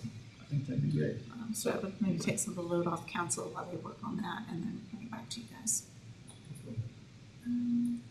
Also, expanding our horizons on economic development. I would like us to lean more into the arts and culture side of things, so that film-friendly cities that had come up during retreat. And I don't know if that's something EDAB can work on. It'll definitely be something I think about in the distribution of voices on that board who can speak to specific areas of industry in Norman. But yeah, film-friendly cities translating to actual productions, which, you know, comes in the form of jobs for not only students and locals, but also spending in restaurants and hotels. And I think because we're a part of the SCC, there's actually a lot of arts and culture happening in the other cities. And so when we talk about like how you would fill hotel rooms for the rest of the year, maybe leaning into some kind of cross-pollination between the different cities' art programs and festivals would help. Perhaps we could ask our mayor and the council of mayors among all the SEC cities. I don't know how frequently you meet and chat, but they're there. Those mayors are engaged like our mayor and knows what art activities take place and Or film. what Like could we do Austin. to keep those hotel rooms full Yeah. more, but yeah, that might be a thing that our mayor could carry back to that group. Anybody else? Councilman Kirby. I would definitely like to know more about the Cleveland County Economic Development contract or abilities to work with them, because I mean, they have the ability to go to Vegas or bring people here, and they obviously have a whole lot bigger budget. And I would like to know what they did as a Norman Economic Development when they were, and what the holdup, I guess, in the contract is. There's so many questions, but if we have a tight budget and we can pay them to do it for a third of the price and get the same outcome. I don't know, I wasn't here for the whole show, but I'd like to be updated. It would be worth, and to the chair, we can bring you that update on an upcoming BACA agenda and drill down into the answers to those questions. I'd like to learn. Happy to do that. Councilman Still. As I said, just as a final thought for like Councilman Curry said, I think if we are gonna have those discussions, that's fine, but my preference would be to see like if it does go that route, a hybrid model. I think we have the trust. I think we should stand it up now. You know, it's only gonna get harder as time goes on, as the city grows. So that's just what I wanna say. Like if we do end up going with something with the CCEDC again, then let's at least make sure that NEDA is a part of that as well, so it's a hybrid model. Like it. All right. Well, I'll go ahead and work on the EDAP ordinance updates and bring that forward to the full council. Seems like there's enough support for that. We've got enough council members here to do that. And then I'll get EDAP scheduled to start looking at some of these other Yeah, policies. we'll work on it. Yeah, we're gonna make up for last time. Do we want to keep trucking through agenda item 3? Cool. Any more questions? I'm sorry. All right. Moving on, agenda item 3, discussion regarding potential regulations related to a residential outdoor lighting ordinance.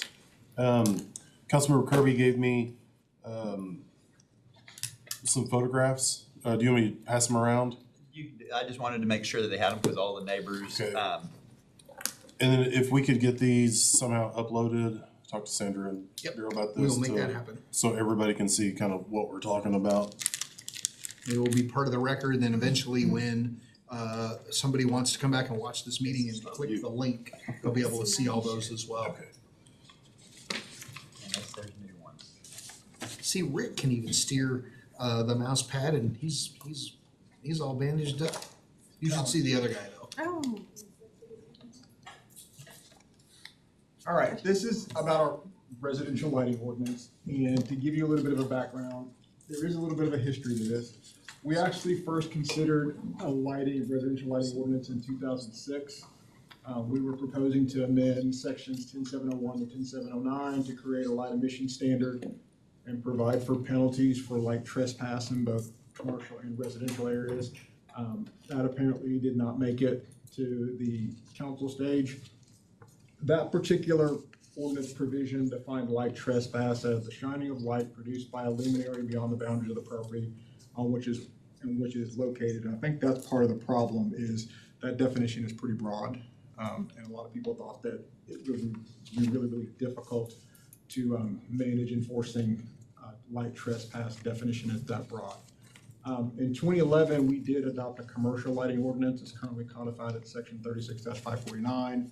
It talks about lighting restrictions in commercial areas. And then in 2019, we again considered adopting a residential lighting ordinance. but that didn't make it to the point of being adopted, and of course, here we are in 2026.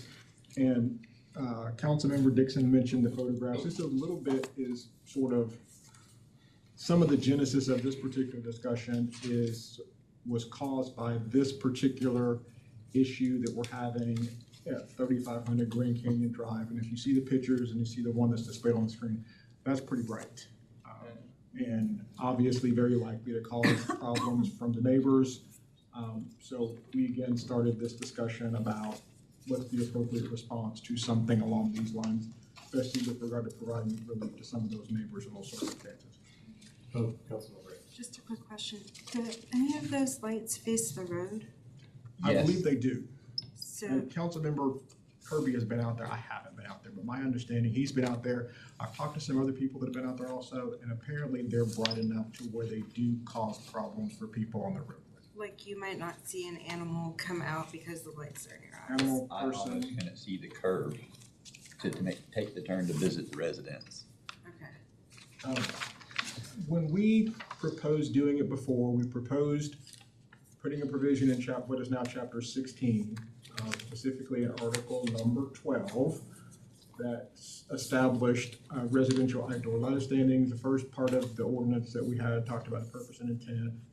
The second is applicability. We're really talking about lighting in areas zoned R1 or R2 for single family or multifamily dwellings. Has definitions, and specifically this definition sort of defines light trespass as artificial light emitted from one property that extends beyond the property boundaries in a manner that substantially interferes with the reasonable use and enjoyment of the neighboring property. I like that definition a lot better. Because again, you guys can imagine, and I'm thinking about this in terms of sort of how you would apply that definition to where I live. And on the west side of my house, on the side of the garage door, there is a porch light that I have on, that comes on at night and goes off in the day. And it does shine onto my neighbor's property, but it doesn't shine in their bedroom. It doesn't cause any problems with that. And that definition gives us as prosecutors, if we had to go prosecute this case, the ability to talk about what's reasonable. It's not your subjective reasonableness. It's what would a reasonable person under these circumstances, would it interfere with their enjoyment of their neighboring property? So it does give us a little bit of ability to say, if it's something that's not unreasonable, we're probably not gonna move forward with prosecuting that, or it's not gonna be a violation of this ordinance. We talked about a little bit about performance standards, complaint investigation. The way that the ordinance was drafted, the complaint part would be on our code enforcement officers. And that creates a little bit of difficulty, and we'll talk about that in a little bit, with regard to why I think part of the reason that we didn't go forward in 2006 had to do with our code enforcement being assigned to investigate complaints. There's administrative compliance period, usually for code purposes. Once you get notice, you've got a 30-day time period to remedy the violation, and we won't move forward with charges. But that issue for us, this particular talks about that same process for complaint resolution. And then we talk about appeals. You could appeal it to the Board of Adjustment, and then Board of Adjustment appeals go to district court if you thought that you didn't like what the Board of Adjustment said you could or couldn't do. And then we talked about violations in terms of it being a violation of our municipal ordinances under certain circumstances, and then those go to municipal court, and then those appeals go to district court also. Excuse me, Councilman Grant. This is related to that, it's facing the public streets and whatnot, so it's just for the neighboring property. Was this well before your time, like, do you remember why it would be, like, also light leaks that, or light trespass that impedes public safety? We didn't really talk about that before, and there's nothing in the prior ordinance that had anything to do to talk specifically about public safety, but And that could be an issue. Like, we could add it, or it could be an issue, like there's something that statutorily doesn't work out for us to put that in there. Yeah, I don't think we've really encountered that problem. I mean, I know that there's that problem here, but in terms of what we dealt with in the past and what was generating those prior efforts to do a residential lighting ordinance, the public safety part of it never came up. There was never a set of circumstances where we had that problem that we were trying to address. Okay. Well, in the future, I would like to put that in there. Councilmember Kirby? So will this one work kind of like the commercial? As an electrician, I've done lighting on the backside of several buildings down Gray, and it was after your commercial lighting ordinance went in, and I immediately got a letter from the city telling me I need to address it. And it was always really simple to satisfy the city and the customer by just going in and putting a light shield or something that focused it down. So it's going to be simple for people to fix and come to code. I mean, with the way you have it writ, right, We're Ro? gonna talk about that in a second. Okay. When we've talked about this as a staff, some of the concerns that we had, and it had to do with the complaint investigation being by code enforcement. And particularly that ordinance specifically says if I'm receiving a complaint, code enforcement shall investigate the lighting to determine whether it complies with this section. And this goes back to 2026. You see, when we considered a residential lighting ordinance in 2026, this is an article from the Norman transcript. It specifically was talking about some of the concerns expressed at that time. The article says, but the proposed ordinance ran into trouble over how to enforce it.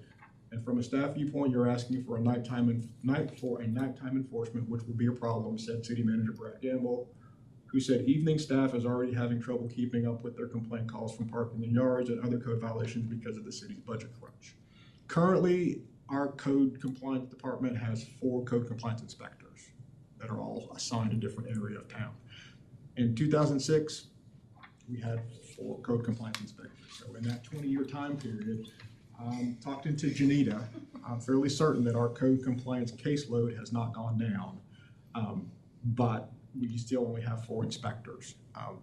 And you would almost have to flex one of them to work during the nighttime hours when you've got a complaint, because obviously that's when your complaint for lighting is going to be coming in, and that's when you're going to be doing your investigations at nighttime, which then again takes them away from the daytime enforcement activities they would be doing. And we talked a little bit with Janita, I visited with her this afternoon a little bit about, there are a handful of cases that are currently out there with regard to lighting issues that you would have to find a way to get that person at work over during the nighttime hours for them to be able to investigate it. And again, maybe it's going on when they go out there on that particular day, maybe it's not.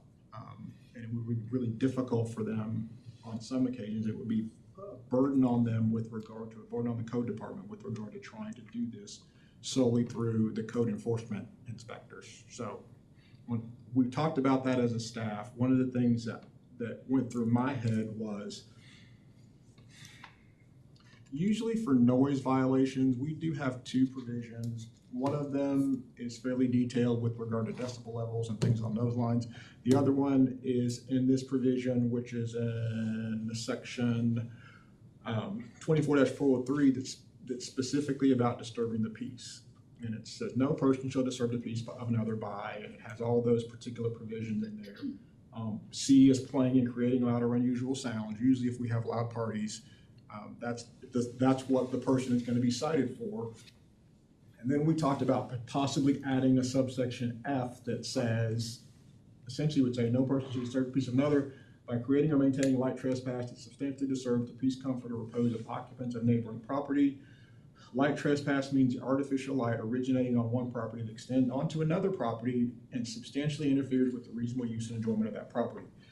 And then it has a provision that says nothing herein shall prohibit lighting required by law, temporary emergency lighting, or holiday lighting, provided such lighting is not directed toward neighboring dwellings in a manner that substantially interferes with their reasonable use and enjoyment. So that is a simple addition to the already existing disturbing the peace provision in Article 24. What I like about that, doing it that way, is thinking about it in terms of how we go about prosecuting disturbing the peace, specifically when it has to do with noise. If your neighbor's having a loud party, you call the police come out, and they're gonna let you issue a citation. They're gonna help you fill it out, you're gonna be the complaining witness. When that citation comes over to municipal court, more likely than not, it's gonna be referred to our mediation program. We're gonna give the parties an opportunity to come in, sit down, talk about their problems, and see if they can come up with their own way to resolve it. If they can resolve it, usually our office exercises our discretion in favor of not moving forward with the criminal charge. If they can't resolve it, then we'll just put it back in the normal rotation and it'll go before the court just like any other case would. So when we were talking about the issue a little bit of how could you sort of resolve that, A lot of times, and the example that I would give you is, I started out as a mediator in our program when I was a second-year law student, so this is 1994. And the first case that I did was a disturbing the peace complaint. It was a barking dog case, the first case I mediated. And in those cases, it's, the underlying allegations are, on this day at this time, your dog was barking and it bothered me, and therefore I called the police and they issued a citation. Okay. So if we had a regular prosecution, the judge is gonna wanna know, on this day at this time, was your dog barking, and if so, did it bother your neighbor? And if the answer to those questions is yes, then you're guilty and here's what your fine is. And we may or may not resolve the underlying problem. The case that I mediated, like I said, was barking dog. The facts were ultimately the facts from the complaining party was, our neighbor has a dog, it's a golden retriever.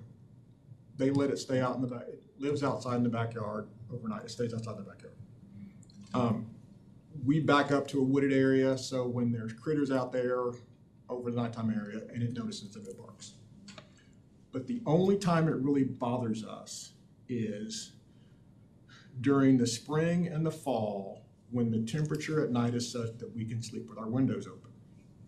Because when we sleep with our windows closed and the HVAC system's on, we can't hear the dog barking. It's only on those nights when the windows are open. So the owners of the dog said, hey, how about this? When you're gonna sleep with your windows open, call us and we'll put the dog in the garage. That's what resolved it. And in this set of circumstances, and what we talk about a lot from the mediation perspective is, if you have a prosecution, somebody's gonna win, somebody's gonna lose, and a lot of times it potentially can create hard feelings between those two neighbors. And now you've got one neighbor that's mad, so now I'm looking for something that, on your property that I wanna get you for, and it can sour that relationship between those two people, or those two entities that have to live next to each other. When you can resolve it with the parties sitting down and coming up with their own resolution, a lot of times it helps strengthen that relationship. And if there are other problems in the future, they don't have to call the police to come out and help them resolve it. They can resolve it on their own because they've sort of established that relationship. This is something that I think would be beneficial for that process because, again, they're neighbors, they got to live next to each other, don't know how this got off center with regard to what the issue is, with regard to why it is. They believe that they have to have those lights. Obviously, the neighbors are frustrated and want something to happen. I would sort of prefer, and we always talk about it in terms of mediation is voluntary. You don't give up anything by mediating it, but it does give you the opportunity to maybe get it resolved in a manner that is satisfactory for everybody. And you don't have neighbors, we've had instances where, one neighbor fills out a citation against another neighbor, there's a conviction, and now every time one neighbor drives down the street, they flip the other neighbor off. Or things like that actually happen because neighbors get upset when, my neighbor turned me in for something and I got convicted and had to pay some money, and now I'm upset about that. And it's just not really beneficial going forward with regard to those relationships. So, and I talked to Janita about this a little bit also. I think they probably would prefer this method in terms of resolving or in terms of addressing this, because this does not put that burden on the code enforcement officers. It gives the police the ability to go out if they think that, my observations are such that I think that there's a violation of this ordinance, they can issue a citation. It can come to us, we review all of them. Like I said, most of them probably will go to mediation to give them an opportunity to see if they can work it out. If they can, great. If they can't, then we can go forward with prosecution and then possibly talk about some of those things that they might be able to do to resolve it. I can tell you that another case that I mediated, and this is probably shortly after our commercial lighting ordinance came out, and it had to do with a former automobile dealer on Main Street. It was Larry Spencer. And they got a new lighting system, and apparently it was causing problems to the neighborhood that backs up to that dealership. And we mediated it, and I can tell you that they were more than willing, the business owner was more than willing to accommodate the residents with regard to what the issues were with the lighting. And I mean, that was one of the easier mediations that I did, because they were like, yes, we'll fix it. Whatever the problem is, you let us know and we'll fix it. And apparently they did. And that sort of resolved it. But in terms of whether you would do a freestanding one that really is primarily based on code, or one that really just amends our disturbing the peace ordinance, to put that in there, I think probably staff's preference would be to do it this way. When Jeannie came in here earlier, she had been, I talked to her about it this afternoon, because she's our chief prosecutor. She did a little bit of research, and she did find something where Nichols Hills has a provision that specifically addresses outdoor lights projecting onto property being prohibited. And it says it shall be unlawful or an offense for the owner or occupant of any premises or property in the city to use or operate, or to permit to be used or operated on such premises or property any yard lights, or other outdoor lighting system that is not shielded or screened in such a manner as may be necessary to prevent projection of light directly onto an adjacent property, nearby property, to the annoyance of the occupants thereof. All outdoor lighting shall comply with chapter 50. So it's somewhat similar. I prefer the reasonableness standard, and I prefer substantially interfering with your enjoyment and use, because again, like I said, there's gonna be some instances where people are being a little bit unreasonable about light. It's not that, I mean, any of us would go out there and look at it and go, it's not that big of a deal, but for some other reason, there may be some prior animosity that they're wanting to use this in order to punish their neighbor, and we want to be able to say, in our opinion, it's not unreasonable. Now, a lot of times when I have that conversation, what I tell them is, look, if you believe that it's a nuisance, then you can go over to district court and you can file a civil action, and if you can convince the judge that you're correct, you can do it that way. But we are not going to use, and there have been some instances when I know people have been trying to use the criminal process to punish their neighbor. We're not going to do that. That's not what this process is for. We're going to review it. Most of the time, if we believe that there is probable cause to believe that somebody has violated an ordinance, and that if we had a trial, they'd be convicted, we'll move forward with prosecution. But there have been those occasions when we've had to say no. But that doesn't mean that you don't have a remedy. It's just you got to go pursue that on your own. So that's sort of where we are with regard to that. And like I said before, I think staff would be in preference of amending the disturbing the peace ordinance to put that in there about light trespass. And move forward with that. Maryland. Okay. I mean, I think the intent would definitely be to address something like this, these pictures. I mean, I don't know if this is a feud between neighbors or something. It looks It's the intentional. whole neighborhood. Yeah, I mean, that's definitely pretty wild, some of those pictures. But one of the questions I had is,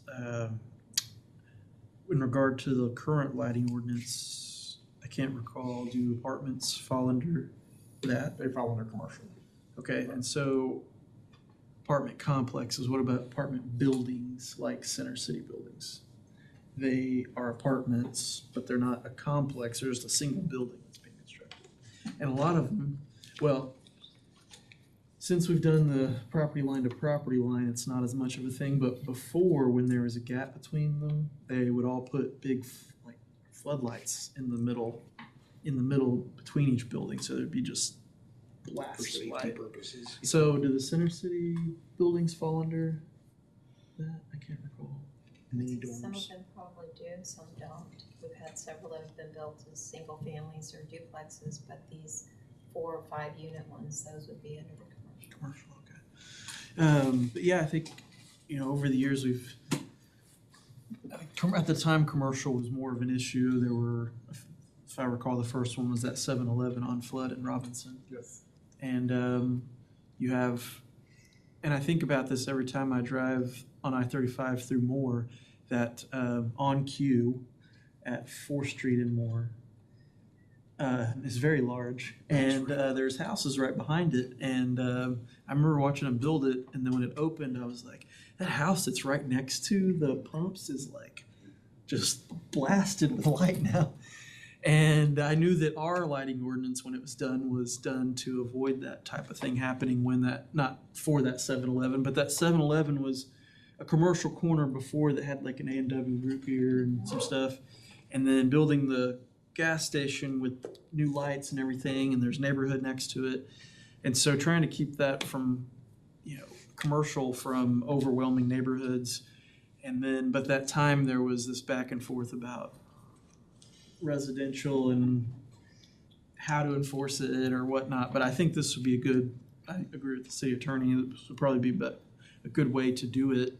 And I think there are instances like this example here of where I think it is necessary, as well, because that could definitely have- disturb the peace Yeah, pretty part of the difficulty that we had with this one, we did look for other parts of our ordinance that maybe you could try to use to enforce, or do some enforcement with regard to this one, and there just isn't anything. I always thought the provision in the commercial ordinance about the cutoff, so that the light is lighting up the ground and not just lighting up everything around it, which sometimes doesn't light up the ground and creates like shadows and things you can't see.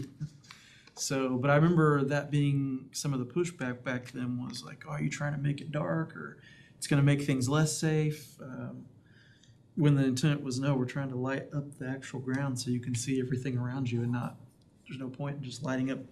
Like in some of these pictures are just like lighting up the distance. I don't even, so I don't know. But I think that I agree with the recommendation about how to go about it. And I think it would help in a lot of cases without being overburdensome. And I think cutoff lights make sense. The same as the commercial part, having that on outdoor residential. Councilmember Bruce? Ditto. Article 24, paragraph F, I think it's the way to go. Shame has got to this level where two neighbors are going to talk about the reason why behind the lighting. There's got to be a reason. It's just not being scratched.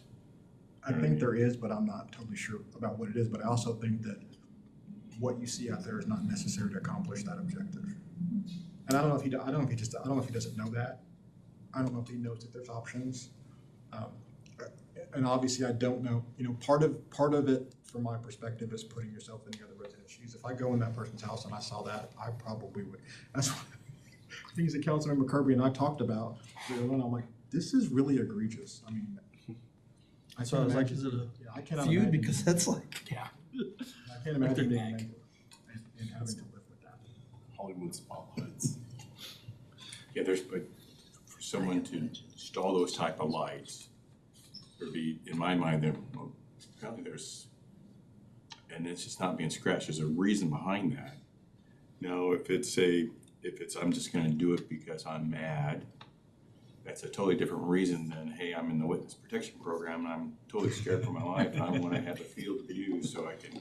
Then don't put up your lights wherever you want. Can you draw that attention to yourself? Yeah. No, he's built a killing field there.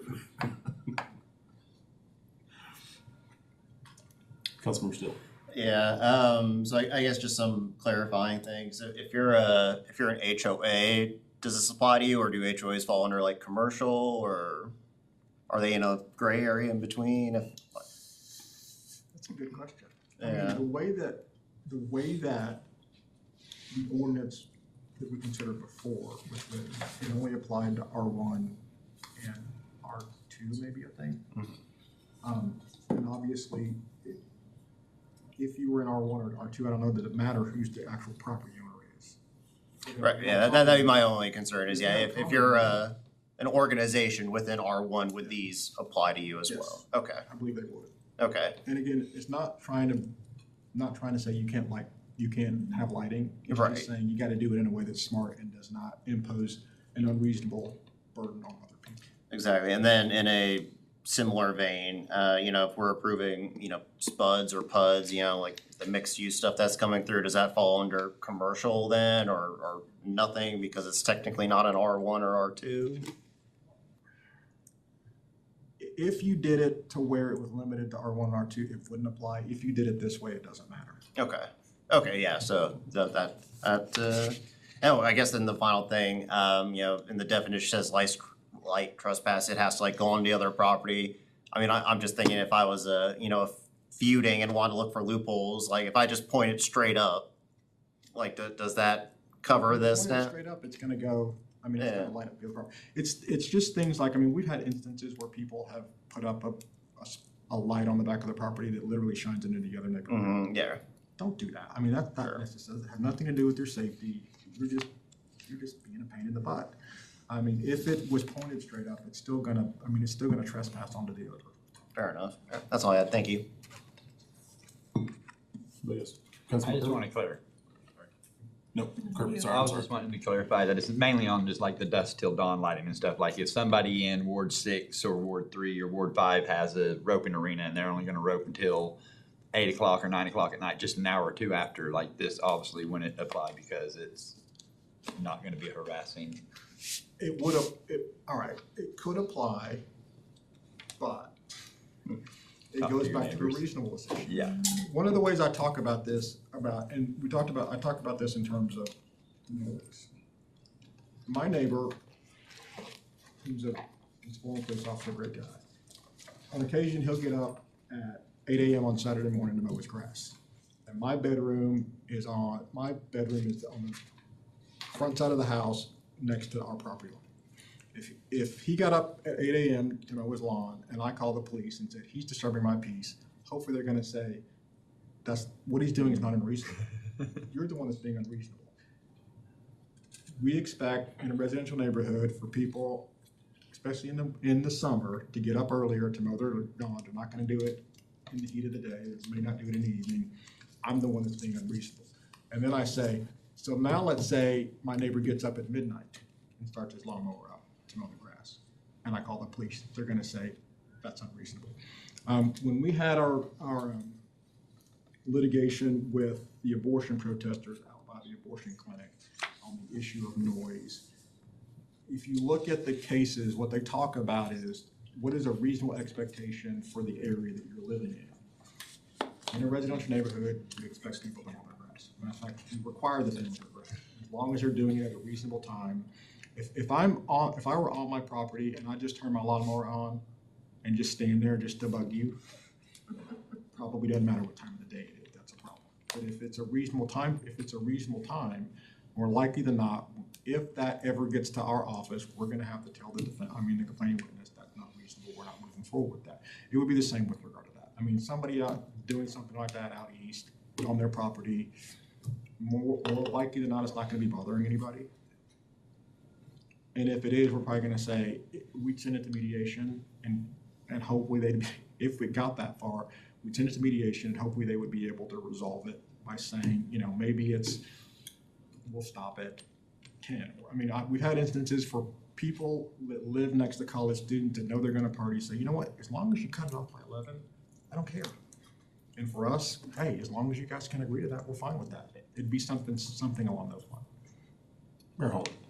We won that case too, Rick. I think you spent like a week in Colorado with federal court or whatever. Yeah, actually, yeah. But it had to do, they had a right to protest anti-abortion people, but they were using a megaphone Yes, that was the issue. You guys and have. violating, disturbing the peace. I told them, I don't care if you guys are out here 24/7, doesn't matter to me, but you can't be yelling loud enough to where you're disturbing the people, not only in that building. Believe it or not, we got a complaint from Congressman Cole's office. And they're in the Dillard building, that's a little bit off of them, and they were like, these people are out here with a megaphone, you gotta tell them to hold it down, because it's echoing through our building. It's like, you can be out here all you want, doesn't matter to me, but you can't be so loud as to cause problems, and it's the same with the lighting issue. Yeah, these look like a stadium out there. It's like Definitely Norman a High School. commercial application. It's from some of these look like it's a, Councilmember Grant. I would also say Article 24, I would just throw in maybe if you could throw in a sentence around impeding public safety or something that addresses like if, I don't know what caused all that, but if it's like leaking out into roads that people are driving on, that's. We'll look at that. I'll see if I can find something that talks about that issue. Anybody else? All right, with that, this meeting is adjourned.